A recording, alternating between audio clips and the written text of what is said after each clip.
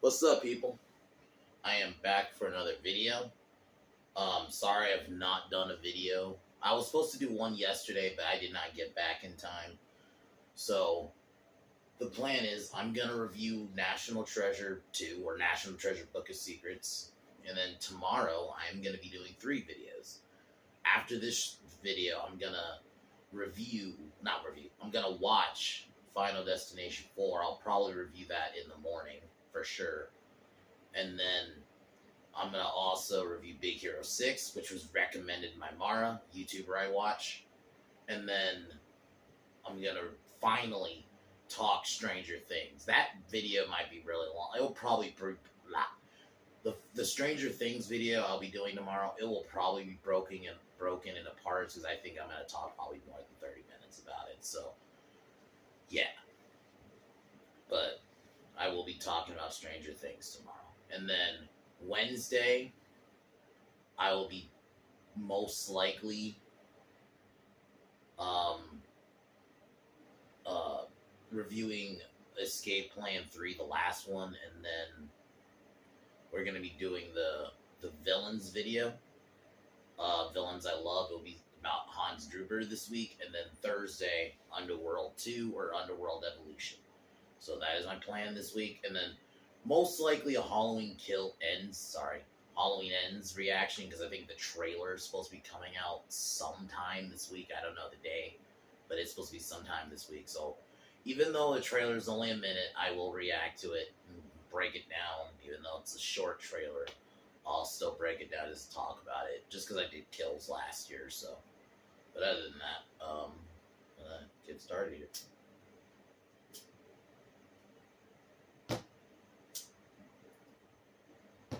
But National Treasure 2, I really like. I remember seeing this one in theaters, and I remember really liking it. The whole premise was a bit out there, kidnapping the president. It was more about the president's secret diary and Ben trying to write his name because he's an ancestor of Thomas Gates, who is seen to the public as the guy who consulted with John Wilkes Booth to kill him, which they show in the beginning. But it turns out he actually has a secret diary that leads to like a city of gold, which has all this treasure. So it was almost like the first one again, but I think this one, what they did good, the cast, Abigail, Ben,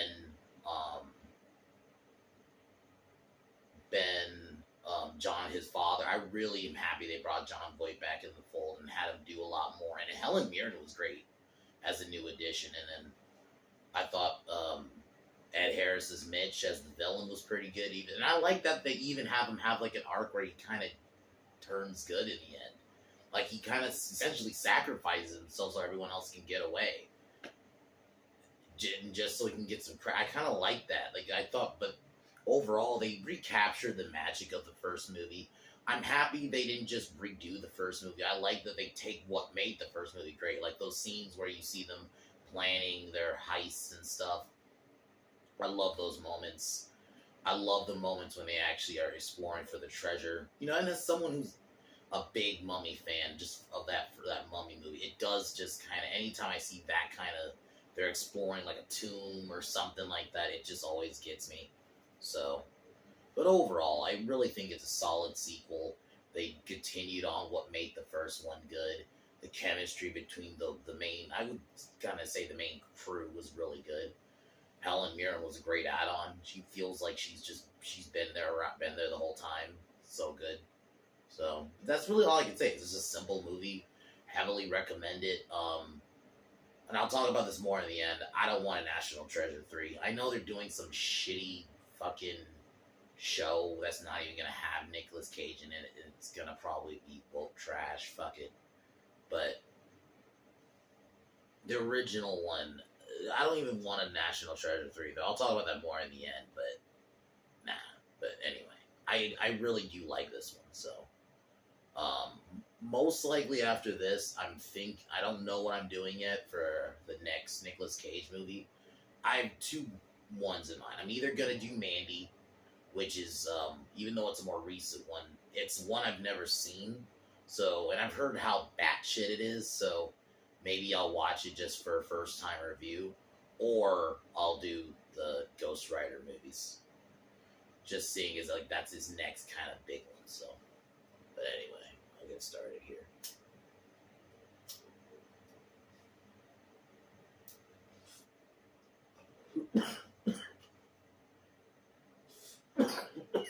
So the movie opens up. You kind of get a retelling of Thomas Gates' story. We see John Wilkes Booth, and I don't remember the other guy that went with him, are trying to get info about the lost treasure and get something deciphered. But while this happens, we see John Wilkes Booth, do the iconic, in a bad way, assassination of Lincoln, which I thought they did a really good job with the set pieces for the short time this scene is. That Thomas Gates realizes that the guy who's trying to get the information is working for the Confederacy, so he refuses, ends up getting shot. The guy decides not to kill the kid and basically runs off with the decryption. And the dying Thomas tells his son the cipher, and then we're now in present day. You see that Ben was telling the story. This is where we meet Mitch, and that he has the decipher. Then we see Riley not doing great. He has a car, like a Ferrari, that basically gets towed, and him and Ben and his father wanted to, because basically the public thinks that Thomas Gates, conspired with Wilkes Booth for the assassination, even though Ben is trying to claim it was for the deciphering. Some can argue. I've seen a couple of reviews say, this is more from like the critics and shit, that it's just a retread of the first. I mean, in some ways, I guess it kind of is, but I'm gonna be honest. There are some sequels that are just like that that kind of do the same thing over again. And I mean, for me, if it isn't just a straight up copy, and I think that's more my thing, as long as it's not a copy, because I'm gonna say this, I would be a hypocrite if I called this movie out or any other movie out. I'm a Friday the 13th fan. Like, if you're gonna be honest, they made the same movie over and over again, especially those first 8 movies. So I think this one did a good job of doing its own thing, and Ben trying to basically fix his family name. I actually really like that aspect about it. And I really am happy they brought in Jon Voight for more scenes, because he really wasn't, like, in the first one, he's only, like, kind of involved in a few scenes, so it's kind of cool to see him. He is involved in the final act, but he's not as involved. I feel like in this one, he has way more scenes. So they bring him back, so they want to clear the Gates name, so they plan on doing this, and then this is where he meets up with a estranged girlfriend, Abigail, which I'm going to be honest, I didn't like that. I'm going to be honest, this is a pet peeve of mine in stories now, because I think it's been overdone. The whole estranged girlfriend who, in the previous movie, they set them up being together, then the next movie they're broken up. What it is just a lazy way to tell that story again. That's all it is. It's just a lazy way to be like, oh, we're going to get them back together. It's like, you don't have to do that. Just have them be together. To me, and even though this movie, I'm happy they didn't focus on it. It was kind of in the background. They were just kind of having the adventures, and eventually they fell in love with each other again. But it's still like, I just over that kind of story, because it's been done so many times. They did with Alan Grant, in Jurassic Park 3. Owen in Jurassic World, Fallen Kingdom is the same thing. Like, just is such a pet peeve of mine in storytelling. But anyway, so they start working with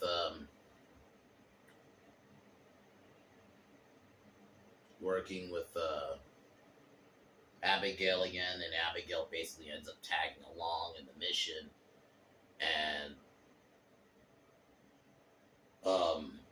basically John Voight has to go meet with his wife, his ex-wife, played by Helen Mirren, who I actually thought was a great addition. She feels like a character that has been there like the entire time, and I love their like dynamic. Basically, she's an adventurer. They need her help decide translating a thing, and I even like the sequence where Ben and I think it's a little bit later, where Ben and Riley go to France and decipher this thing, and they're talking to like these two French cops. Like that's the thing about the National Treasure movies, the humor. They did a really good job with like the dialogue. Jerry Bruckheimer's a great director in general. I mean, he's always worked great with Cage. I mean, they've done several movies together especially by this point. And I'm happy they brought Harvey Keitel back. He was a great addition. I like him kind of helping with the investigation too a little bit.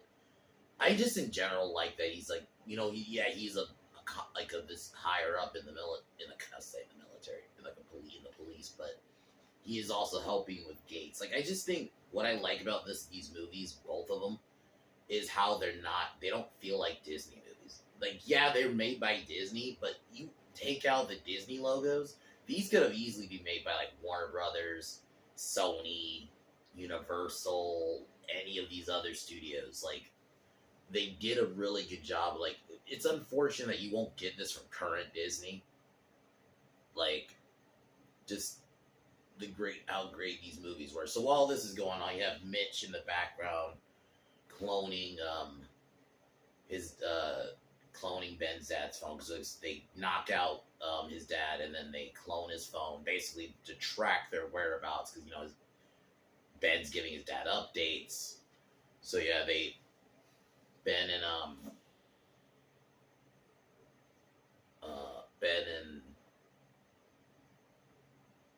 Ben and Abigail go to like this Easter egg thing where they meet her, basically the guy she met earlier, to help her go to the president's desk to get some info about the diary. So they do that, and this is where they notice they're getting followed by.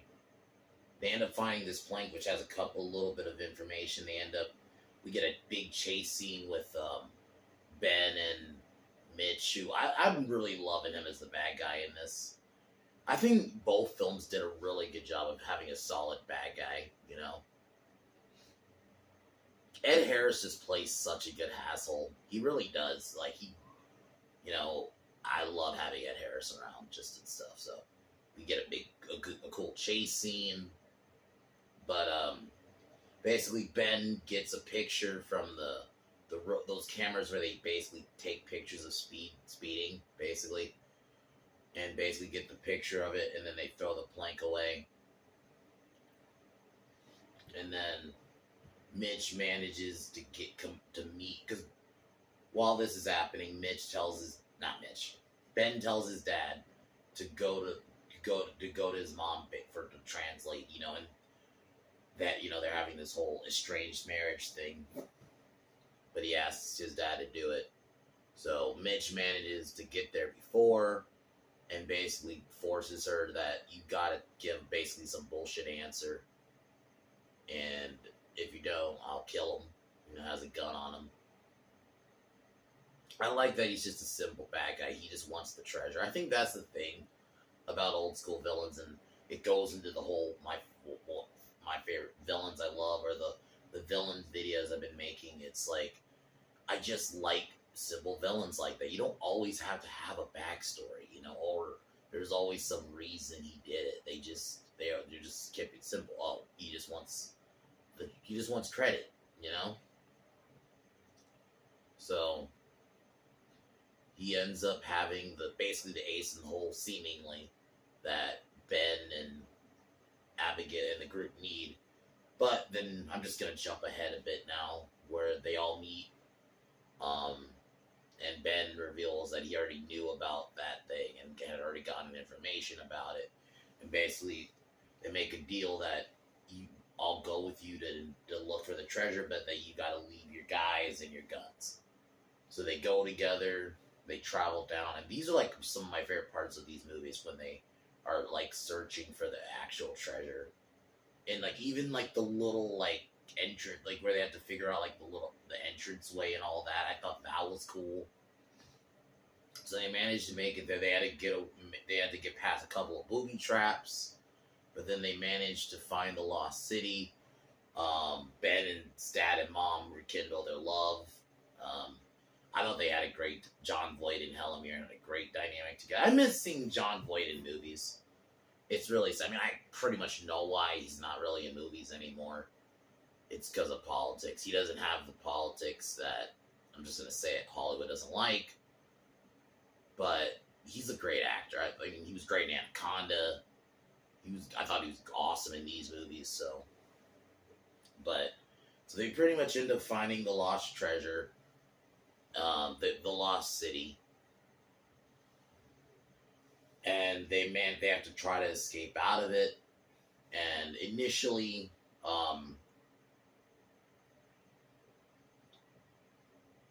Mitch kind of takes Abigail hostage. Basically says he has to leave Nick. Basically, Ben has to be left back because somebody has to stay back to open the door because it's like this trap door type thing. And then they manage to, and then but Ben convinces Mitch to open the door, and basically Mitch asks him. He agrees to do it if basically Mitch says if you'll give him credit. And I like that, like, change of heart. I mean, some could say it was a little sudden, but I thought it worked. It was a nice little redemption. Because ultimately, he just wanted credit, So Ben agrees to give him credit. Pretty much Mitch dies. Ben and his crew end up getting arrested, because he kidnapped. Oh, I should have mentioned that. There's a scene where he because he realizes to get the info on the diary, he has to go talk to the president himself. So he does this whole thing to go to a party where the president is. He leads them to this tomb and basically separates himself from the guards, and then basically asks them about the diary. The president agrees to give it to him.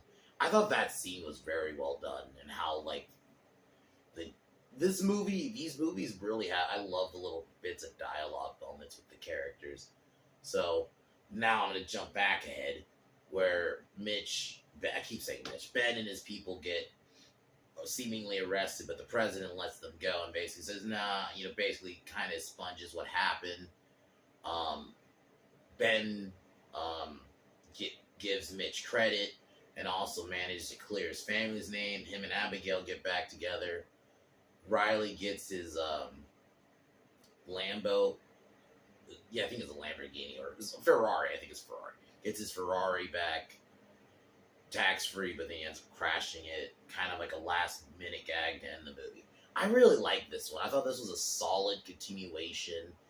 They did a good job of building on the story, and I like the whole family name aspect. The fact that Diane Kruger, Nicolas Cage, and the actor who played Ben Riley they still had that chemistry from the first one. I thought Mitch was a solid villain. It was cool that they brought John Voight back. Helen Mirren was a solid addition. I love when they bring in a character who just feels like they just been here the whole time, So I overall love this movie. It's just a fun film. I think the first one is still a bit better, but I do like National Treasure too. Do I want a National Treasure 3? That's what I was going to talk about. In the end, no. As much as I like those movies, I don't trust Disney now. Disney is, in my opinion, not arguably, I was going to say arguably for a second, but no. They are the worst studio in Hollywood right now. They are just producing trash. Like everything. MCU, the Pixar department, Star Wars. It's all bad. I don't trust, especially with anything to do with like legacy characters. They're doing a National Treasure show for whatever reason without Nicolas Cage. I don't know why they thought that was going to work. and the cast looks awful. It just looks like another CW type show. But I think the bigger problem is, even if they did bring Nicolas Cage back and they did a third one, they would just ruin him. They would do some bullshit like with Luke Skywalker, he would be ruined, or they would basically do it to where he gets none of the credit. I just don't trust they would do his character right. Not just him. I think they would ruin everybody because Disney has a habit of doing that. So I just wouldn't trust they would. And also, I just don't think it would have the same dynamic. It would have more. I'm gonna be honest. I think it would just have that. I'm just gonna call it Disney. I used to call it MCU humor. I just think it's Disney humor now.